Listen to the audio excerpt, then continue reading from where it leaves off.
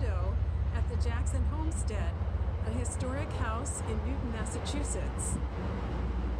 We know between 1 and 2 a.m., one night in the 19th century, someone actually came and threw pebbles at the second-story window to wake up owner William Jackson and let him know that a freedom seeker needed his assistance as a safe place to stay overnight because he was escaping slavery in the South and his master was in Boston looking for him.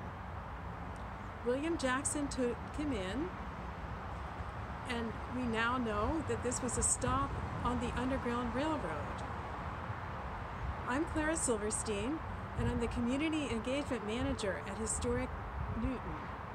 This is one of two museums that Historic Newton operates, and I'd like to take you inside and tell you more.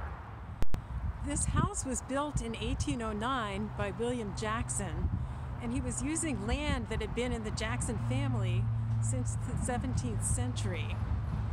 William lived here for the rest of his life. He died in 1855, and his daughter Ellen lived here and wrote about life at the Jackson Homestead in a memoir that she called Annals of the Old Homestead in the 1890s. And from that, we know about the Jackson Homestead as part of the Underground Railroad. Behind me is William Jackson and his wife, Mary Bennett Jackson. The legacy of their work through the Underground Railroad and their interest in social justice issues is at the heart of Historic Newton today. We present many programs connecting past and present by talking about social justice and activism in the past to activities now that have to do with this theme. This room is often filled with student groups, and they are from preschool through high school. We also have many adult learners coming to the Jackson Homestead, and one of the programs that we frequently offer is called Journey on the Underground Railroad. Our philosophy of education is to be more the guide on the side, asking people to consider the decisions that people made throughout history, rather than the sage on the stage telling people what happened and when. We like for people to take an active part in the history that we're talking about. Many of our public programs also address social justice themes. We had a panel discussion with members of the Black Lives Matter movement from local universities, including Boston College, after they saw clips of a film about the abolitionists. What was their reaction to 19th century activism? How does it compare to what they're doing today? Last year, with funding from the Mass Cultural Council, as well as the Newton Cultural Council, we were able to bring in programs about groups who've traditionally been marginalized from the historical narrative. Groups who've been marginalized by race, by sexual orientation or gender identity, as well as disability. For the disability program, we partnered with students from Gann Academy who had done extensive research into the Fernald School in Waltham, and they shared that research with us and brought to light some of their thoughts about how to tell the history of people who've been disabled. We also held a program on the Newton Center Green, inviting community members to read sections of Frederick Douglass's speech, "What to the Slave is the 4th of July." And this gave people a chance to hear the powerful speech and to think about what it might have to do with their lives today. A lot of our programs are based on research into primary sources in Newton. One of our staff members is currently doing extensive genealogical research on the lives of African Americans who lived in Newton in the 1700s and is able to present that at upcoming programs. In a partnership with the Newton Free Library and the Newton Senior Center, we've been running a program called Newton Talks, where we've interviewed residents about topics including immigration and discrimination. This is a nice resource for people to use in their research We've archived the material on YouTube as well as at the Newton Free Library. We also, for earlier immigration in the 19th century, have been developing an education program that looks at immigrants from 3 communities: Chinese, Jewish, and Irish. All came to Newton in the 19th century.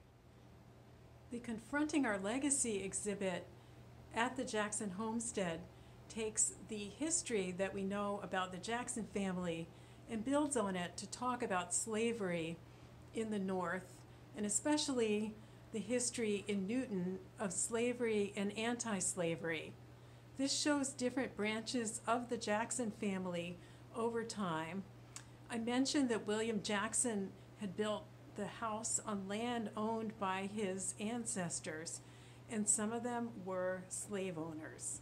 So we're talking and looking at how did the history change over time, and what were some of the influences on people to become activists against slavery. The anti-slavery movement involved people of all genders and white as well as African American people. This panel shows the history of some of the residents of Newton, including Sarah Redmond, who was an anti-slavery lecturer.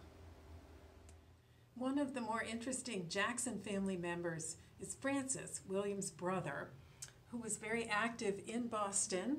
He was instrumental in creating a vigilance committee to assist freedom seekers. He also was one of the people who encouraged Frederick Douglass to give a public speech at a meeting of an anti-slavery society on Nantucket, and this really helped launch Douglass's career as a public speaker. Part of the exhibit also looks at the African American community in Newton after the Civil War ended, when people were more free to move around the country. And this focuses on Myrtle Baptist Church, which is a church that a group of African Americans created in 1874 and is still active today. Newton's second history museum, the DurantKenric House and Grounds, was built as a farmhouse in 1734.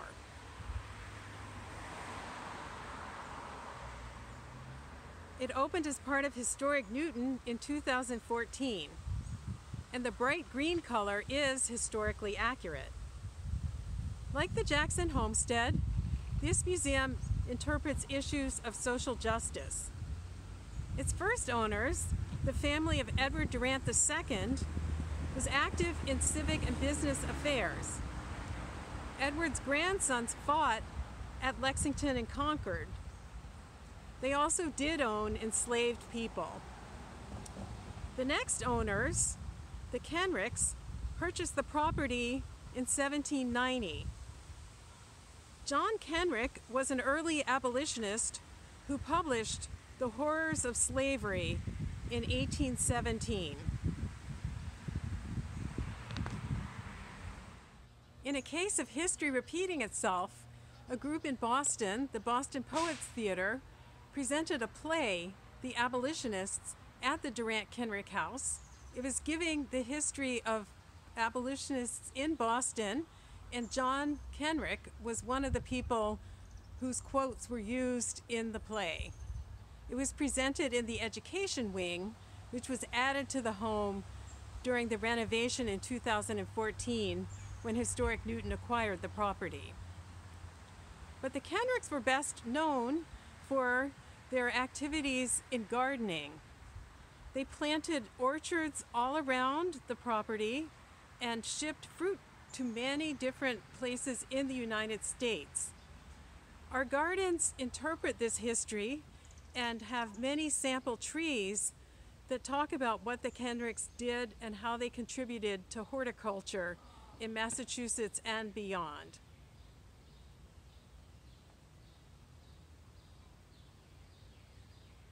Newton's 2 history museums and the stories of the families who lived in them certainly provide much material for programs that we do, but we also look beyond the 4 walls for other opportunities to interpret local history.